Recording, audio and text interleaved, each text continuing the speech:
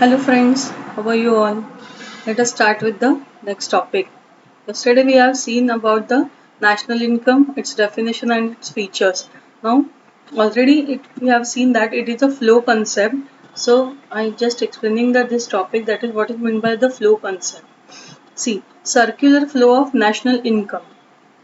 It is the basic concept in macroeconomics. The circular flow of income refers to the process whereby an economy's money receipts and payments flow in a circular manner continuously through time. It means it is go in a circular flow. It means that whatever the income is generated by the people, again it is invested in the business and the circle goes on. It is just like the receipt and payment flow in a circular motion.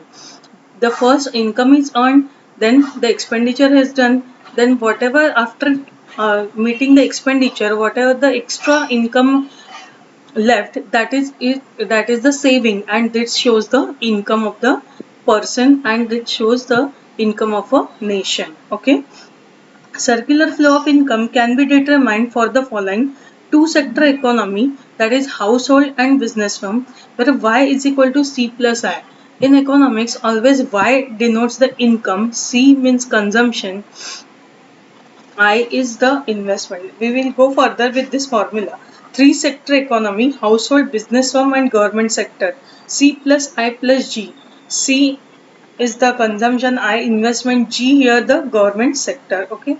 Then the four sector economy: household, business is along with the government. The one more is added here, that is the foreign sector, that is export minus import. Okay, the circular flow of goods and money in a two sector model is explained below.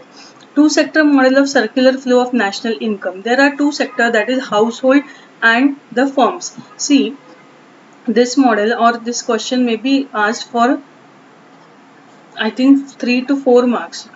Yes, for 4 marks it is has been asked, nothing more than that, because the weightage for this topic is not too much, but 4 marks के questions इस पे आते हैं. Long answer question नहीं आएगा, only short answer question can be asked. These are two sectors, that is household and firms. It divides the diagram into two parts. See the diagram: household and firms. Household, that is the upper half represent the factor market and the lower half represent the commodity market. Factor market in the sense factors of production, that is land, labor, capital and enterprise, and the flow of goods and services. In the above diagram, the factor of production flow from household to the firm. That means from household to the firm, factors of production will flow. That means the household provide the land, even the labor also provided by the household. जो लोग काम करते हैं, it is just like the household, जो person who is employing, not an employer, an employee who is doing work for some other person, then that is known as labor. He earned the salary, income and all that. Okay, so the firms use these factors to produce goods and services required by the household.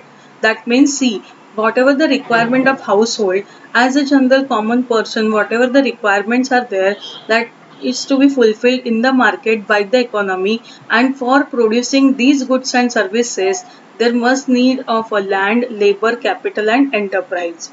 Okay, so again this provides the services are being produced by the industrialist, and these are again used by the household, or we can say by the consumer itself. Thus goods flow from household to the firm and from the firms back to the household.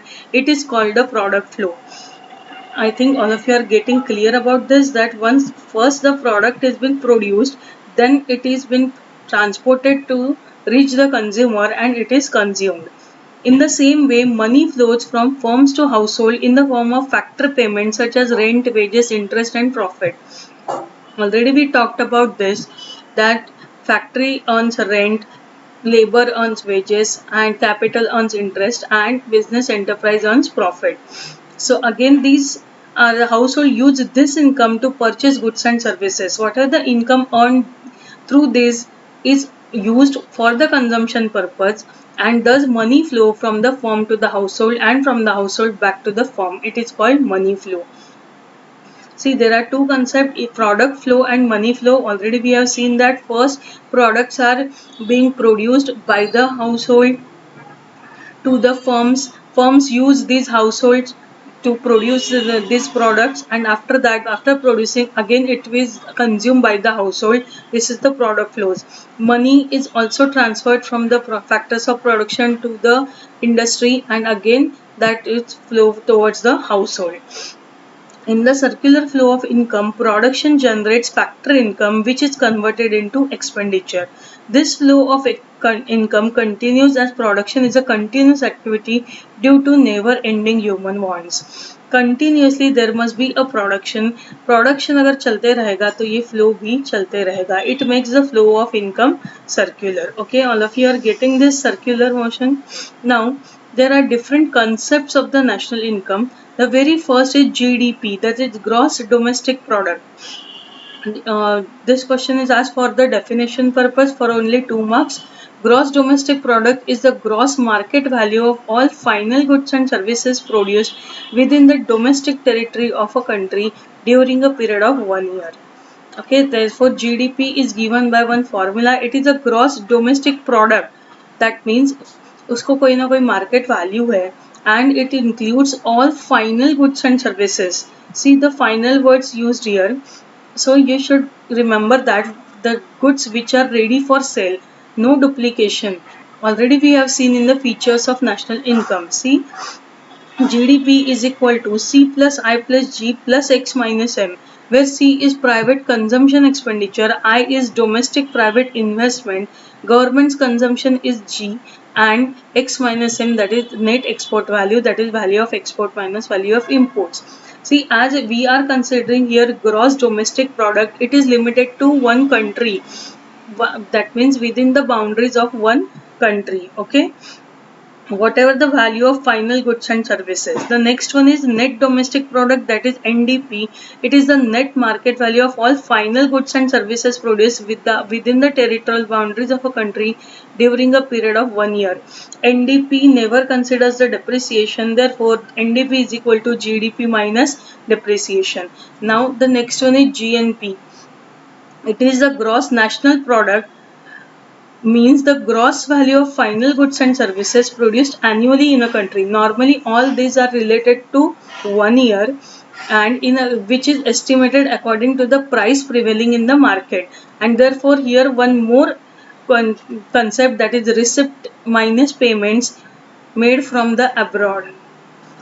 So the X minus M, that is export minus import, plus R minus P, that is receipt minus payment. Okay, I think all of you are getting clear. It's very easy one. Once you understand the GDP, the rest of the definitions you can easily understood. The last one is net national product, that is NNP. It is the product, is the net market value of all final goods and services produced by the residents of a country during a period of 1 year. That is NNP is equal to GNP minus depreciation. Okay, I think all of you are getting clear about this circular flow of the income and different concepts of national income. Okay, today I am ending the lecture with this. Next topic I will consider in the next lecture. Till then, do study well. If you have any doubt, you can put your doubt in your comment section so that I can clear your doubt. Till then, do study well and do like and subscribe my channel. Bye.